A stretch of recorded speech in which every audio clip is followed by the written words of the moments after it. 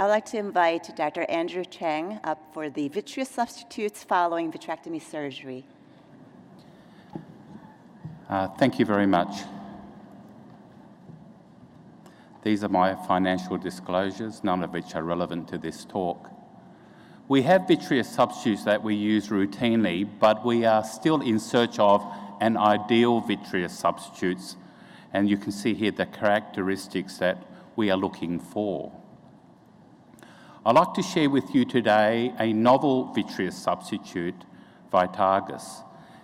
This is an oxidated hyaluronic acid derivative, which when combined with ADH forms a semi-solid gel. This gel forms in about 3 minutes when it is injected into the eye at body temperature. It lasts for about 3 weeks. It's optically clear and its density is almost equivalent to water.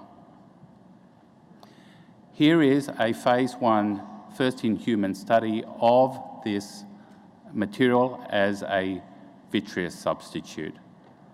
The main objective was to assess the safety and tolerability of intravitreal Vitrect as a vitreous substitute following vitrectomy surgery.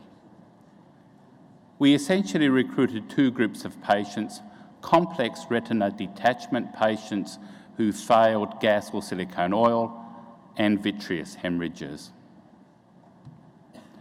Standard 3-port pass plantar vitrectomy was carried out, and at the conclusion of the case, Vitrect was injected in liquid form, and then it subsequently became a gel. Follow-up was up to 120 days post-procedure. We recruited 11 patients to this study, and I'd like to share with you a little of the adverse events that we saw. 3 patients developed an intraocular pressure rise early. 1 was due to angle closure glaucoma. 1 was due to an unknown cause, and I'll discuss her a little later. The last patient developed an intraocular pressure rise which was managed medically, but at 1 week also developed a sterile endophthalmitis which was treated medically and settled. Here we see the visual acuity data, and the vast majority of patients improved vision. The intraocular pressure, which you can see on your right-hand side, shows that there was a spike in intraocular pressure in those 3 patients. By 120 days, this had normalized. This is subject 8, a 65-year-old female who presented with a diabetic vitreous hemorrhage. She had not been previously treated with laser. In surgery, we start by removing the vitreous. We can see here that the retina is ischemic. There are several fronds of retinal neovascularization. Following this, panretinal photocoagulation with endolaser was carried out.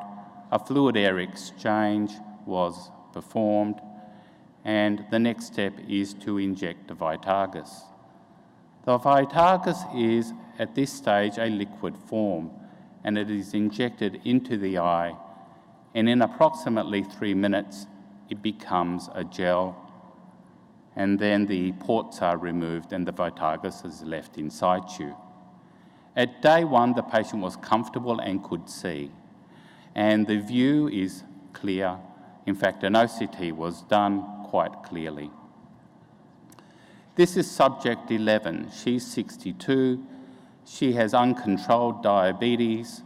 She's had previous laser and develops recurrent vitreous hemorrhage. This is her prior to surgery.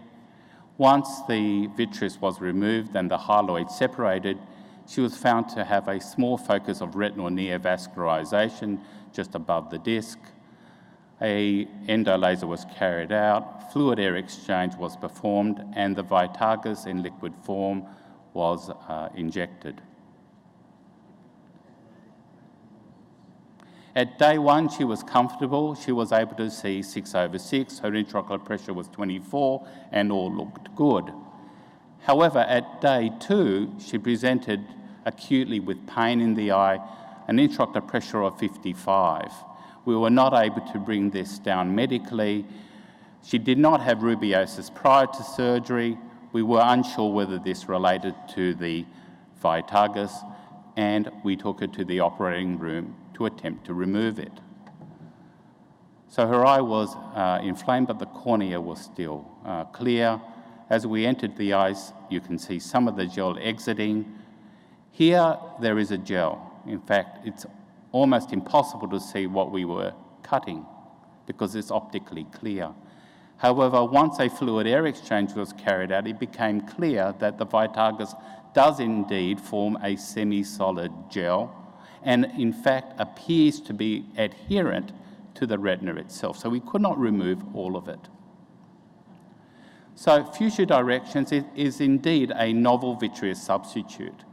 It forms a semi-solid gel which appears to adhere to the retina. I've learned how to use this and perhaps can apply it in different ways to how we were using traditional tamponades. It has benefits in immediate visual rehabilitation, clear visualization of the fundus the next day, no posturing, no expansion issues, and no second surgery to remove it. It was well tolerated, but we did see glaucoma and the one case of sterile inflammation. Thank you.